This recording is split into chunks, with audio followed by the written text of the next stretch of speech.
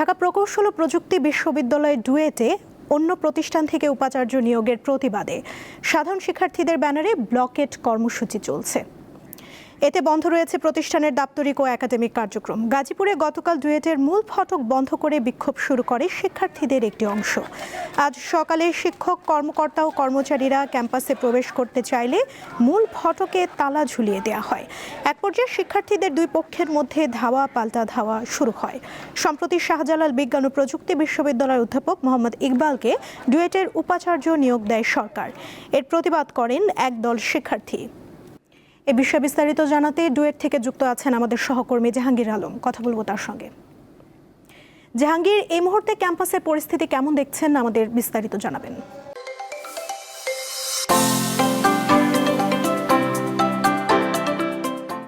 গতকাল থেকেই কিন্তু পিসি প্রবেশকে কেন্দ্র করে মূলত আন্দোলন শুরু হয় এবং সারাদিন ভর চলে ত্রিমুখী সংঘর্ষ এবং সকাল থেকেই শিক্ষার্থীরা, সাধারণ শিক্ষার্থীদের ব্যানারে আসলে যে কয়টা গেট রয়েছে, 4টি গেট রয়েছে, 4টি গেটে কিন্তু তালা ঝুলিয়ে দেওয়া হয়েছে এবং সকালে বেশ দুই পক্ষের আবারও চড়াও হয়েছিল এবং দুই পক্ষই কিন্তু সংবাদ সম্মেলন করেছে এবং দুপুরের দিকে সংবাদ সম্মেলন করেছে সাধারণ শিক্ষার্থীদের ব্যানারে।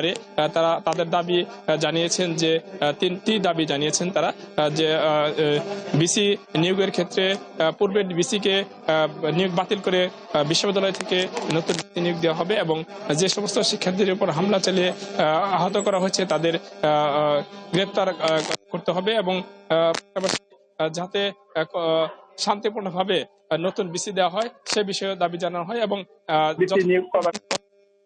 তারা আন্দোলন চালিয়ে যাবে। এই মুহূর্তে কিন্তু গেটে অবস্থান করছে সাধারণ শিক্ষার্থীদের ব্যানারে শিক্ষার্থীরা এবং তারা স্লোগান দিচ্ছে। পাশাপাশি ডুয়েট শাখা ছাত্র দলের পক্ষ থেকে কিন্তু এখনই চলছে সংবাদ সম্মেলন। তারা দাবি করেছে যে শিক্ষার্থীদের উপর ছাত্রদল কোনো হামলা করেনি, সাধারণ শিক্ষার্থীদের দুই পক্ষে আসলে সংঘর্ষ ঘটনা ঘটেছে এবং এখানে শিবির কর্মীদের কিন্তু ইন্ধন রয়েছে বলে তারা অভিযোগ করেছে এবং যাতে করে শান্তি শৃঙ্খলা বজায় থাকে দুই পক্ষেই কিন্তু সেটা দাবি করেছেন এবং বিশ্ববিদ্যালয়ের পক্ষ থেকে কিন্তু সংবাদ সম্মেলন করা হয়েছে। শিক্ষক সমিতির সভাপতি জানিয়েছেন যে শান্তিপূর্ণ পরিবেশের উপর যে হামলা হয়েছে তাদের দৃষ্টান্তমূলক শাস্তি দাবি করেছেন এবং শান্তিপূর্ণভাবে সরকার যাকে নিয়োগ দিয়েছেন শিক্ষকরা কিন্তু তার পক্ষে অবস্থান করছেন। পাশাপাশি যে ছাত্রদের উপর যে হামলা হয়েছে এই ধরনের হামলা যাতে না হয় সংশ্লিষ্ট কর্তৃপক্ষের প্রতি অনুরোধ জানিয়েছেন, যাকে শান্তিপূর্ণ পরিবেশ বজায় রাখতে যে ব্যবস্থা করা যায় তার জন্য প্রয়োজনীয় পদক্ষেপ নেওয়া হয় এবং ছাত্র দলের পক্ষ থেকে জানানো হয়েছে ছাত্র শিবিরের ইন্ধনের কারণে মূলত এই ঘটনা ঘটেছে।